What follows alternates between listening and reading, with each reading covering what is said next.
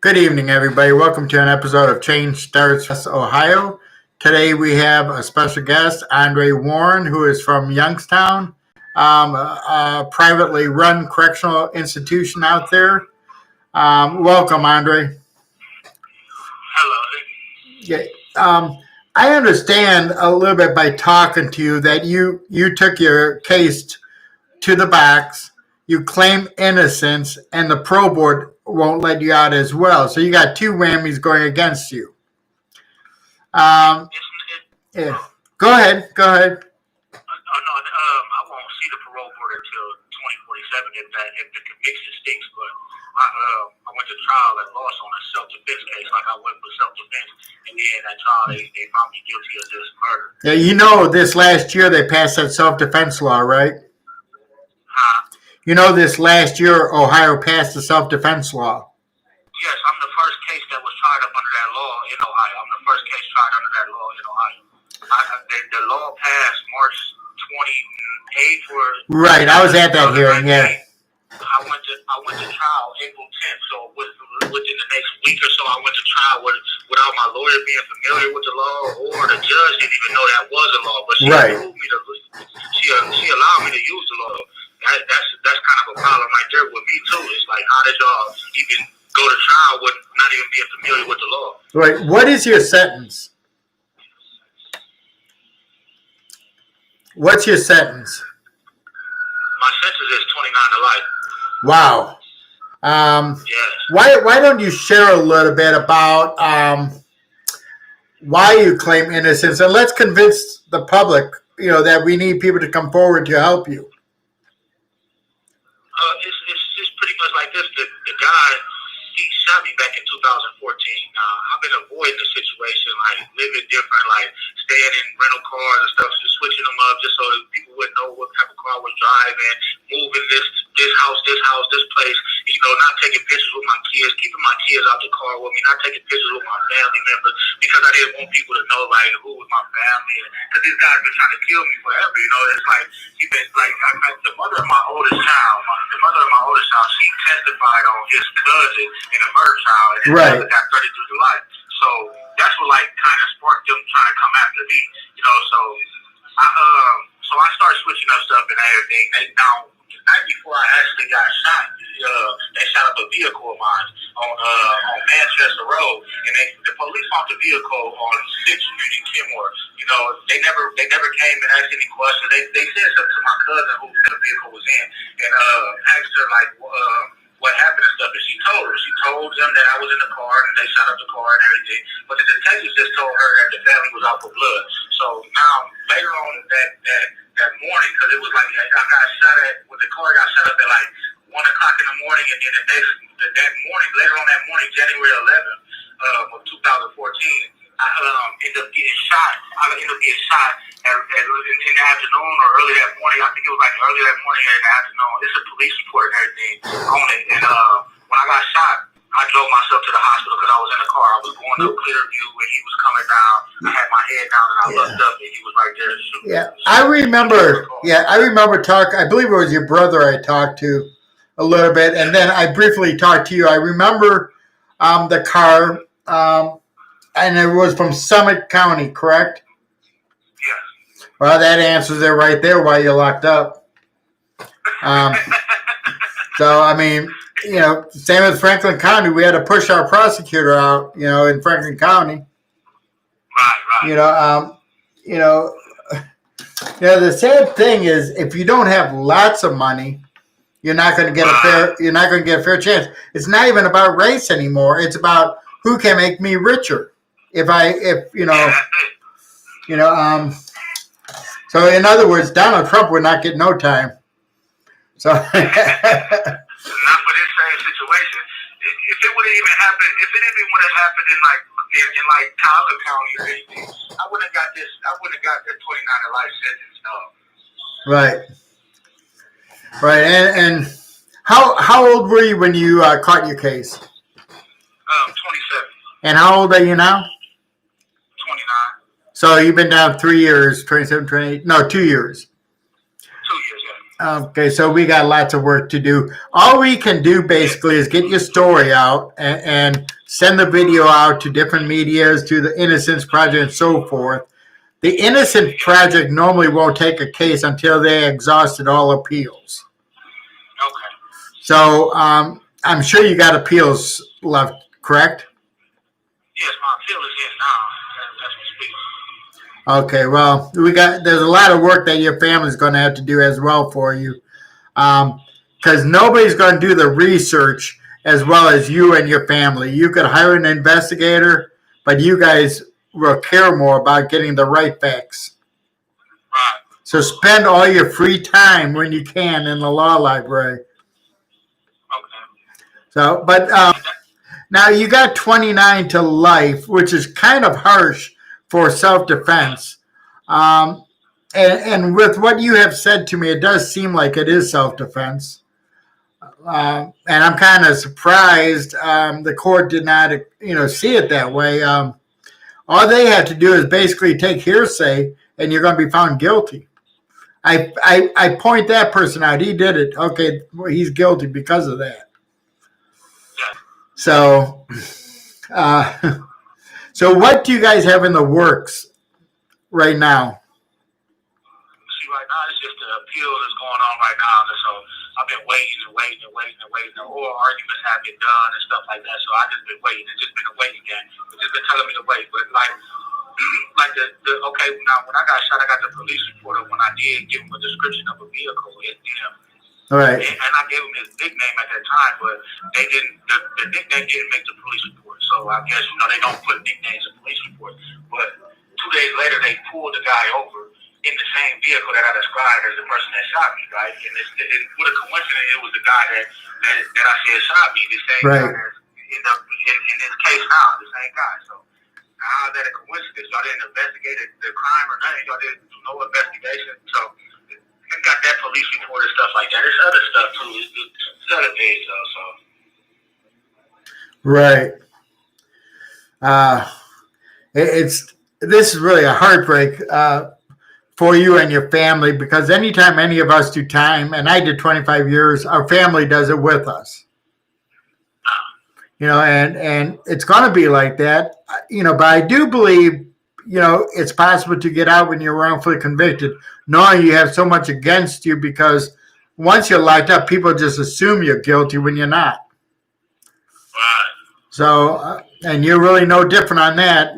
People are just going to say, I think he did it, Yeah, So, so we have to convince people and prove to people, and we're going to have to do a couple of YouTubes and a couple of Facebook Lives, because I want to get your message out. So,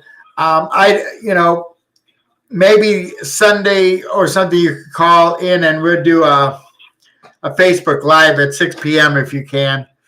But share with whatever you would like to share about your case. Let's start convincing the public and people that you are not guilty of murder. Okay. What do you want to say? Well, when a guy jump out on you with a gun, a fully loaded gun, what are you supposed to do? You're supposed to slap them in the mouth and shoot them.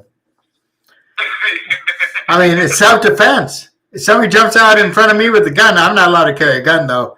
So I don't know what I would use. But, me either, but it's like, the lifestyle of Akron, you see what's going on. The violence. You have 1 minute remaining.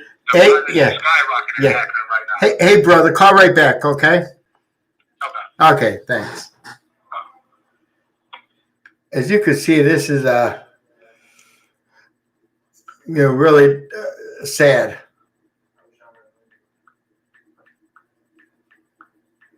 Very sad. And it's not even about race anymore. It's basically, do you have money?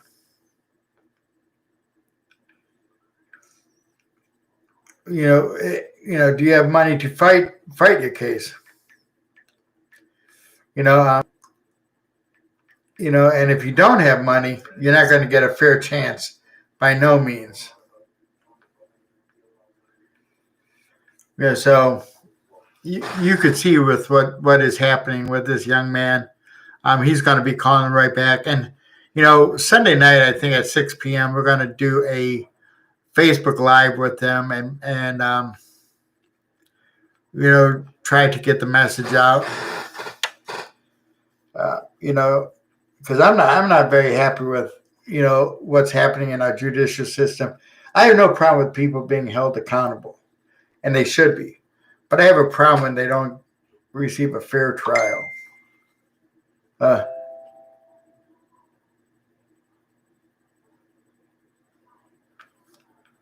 Um,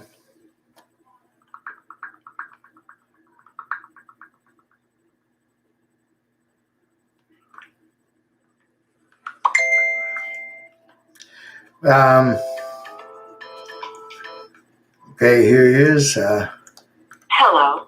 This is a prepaid debit. This call is from a correction facility and is subject to monitoring and recording. Thank you for using Global Billing. Okay, brother, you're back on the air. We also do a podcast, so I will probably do a podcast and Facebook Live with you Sunday night at 6 o'clock. But now, getting to the particulars, they've been threatening your life for how long? Well, I say all of 4 years. It was like 4 years, all the way up until the incident. So that means you were married, right? No, not at the time. I was engaged. Okay, well, that means your fiance could have been in danger, your family could have been in danger. So you're going to do whatever it takes to protect your loved ones. Yes. So, I see where it's leading now is that, somebody's attacking you. You're going to defend yourself. You're going to defend your family. No exceptions. Yes. Oh, boy. I've heard some heartbreakers, over the last couple of years, but this is one of the worst ones because you were in a position where you had no choice. That's it. And they try to act like they took their intentions and tried to throw it on me. It was a setup. The guy called his cousin. If I get into an altercation with his cousin inside, and then when I come outside with my food and he's waiting outside for me. Right. What is that? That's not a setup. That's not that. Y'all can't see that there's somebody trying to kill me. If then it's like there's evidence out there that say people in the background like, well, look at them. They trying to kill. They was sitting out there to kill him. They was waiting on him to kill him. If you pull up next to my car where this ain't even a parking spot, and you got tinted windows on your car, what are you coming to do? And then when you jump out of the car, you got a gun. What are you coming to do? You came to talk? Hey, what is your ID number? Give your ID number to people so they could JPay you. 772-186. Let me see if I can. 772-186. I'll add you to our JPay as well. This is going to be, several different broadcasts because we're going to have to really go through each step of what led you to your incarceration. Have your families subscribe to our YouTube channel on Change Starts With Us Ohio, and they can share. Yeah, have your family and friends subscribe to our YouTube channel at Change Starts With Us Ohio. Change Start With Us Ohio. Yes, and then have them start sharing your videos. We're getting up there in the hundreds for the views. Who knows? One of the videos, somebody's going to grab on and say, let me help that person. But if you don't do it, you just will never know. It's just like if you sit back and give up, you're not going to get a chance to go home. Yeah, so you can't afford to do that. Those that are guilty will stop fighting their cases after 3 years of their incarceration. Yeah, that's statistics. And also, if a person tells the story slightly different every time, usually they're not telling the truth. Correct. So, and pretty much this is exactly word for word with what you told me the other day. Yeah. So, Well, I see it's the truth, and you want to go home to be with your family. Yes, especially with my oldest and my youngest and my kids. They all at school. I take them to and from school every day when I'm out there. So it's like they're taking a big toll on me. Well, I went in as a young father, came out as a grandfather. Right. You know, so let's pray that something positive will happen, you know, for you and for all these people that really need to be home. There's never an excuse to lock up an innocent person. Do you consider yourself wrongfully convicted or totally innocent? I say wrongly convicted. Okay, so you shouldn't have gotten life. Yeah, I'm not gonna say like I wasn't. It's like I had fault for having to get a gun on me, you know, because I'm not supposed to have a gun, you know, but I've been shot before. People was out to get me. Like I gotta protect myself some way, somehow, you know. So. Yeah, I'm not gonna say anything about that. I feel where you're coming from. And I don't know what I would do if I was in your position. I might do the same thing because really we don't have a chance out there with what's happening with all these protesting and stuff. The murders in Columbus. I mean, it's bad. You got to protect yourself. So that's a bill in the future, though, for us to be able to carry guns. Right now, we got, we're working on putting something together on the wrongful conviction side. Not sure what yet. But do you have a Facebook page out there? Yes. Okay. What's your Facebook page under? Benjamin Jackson. I got another one, Michael Baker. I got like. Okay. Well, have your family send me a friend request. And I got 3 Facebook pages myself, brother. What is the name on Facebook?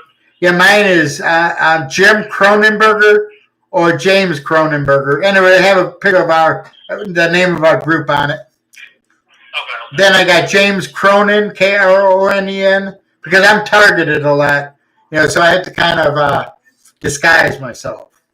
Okay. Well, my little brother, I would have him text you to get the information. Okay. And then I could, because I lost his number, so I can also send him the pictures of my Facebook page.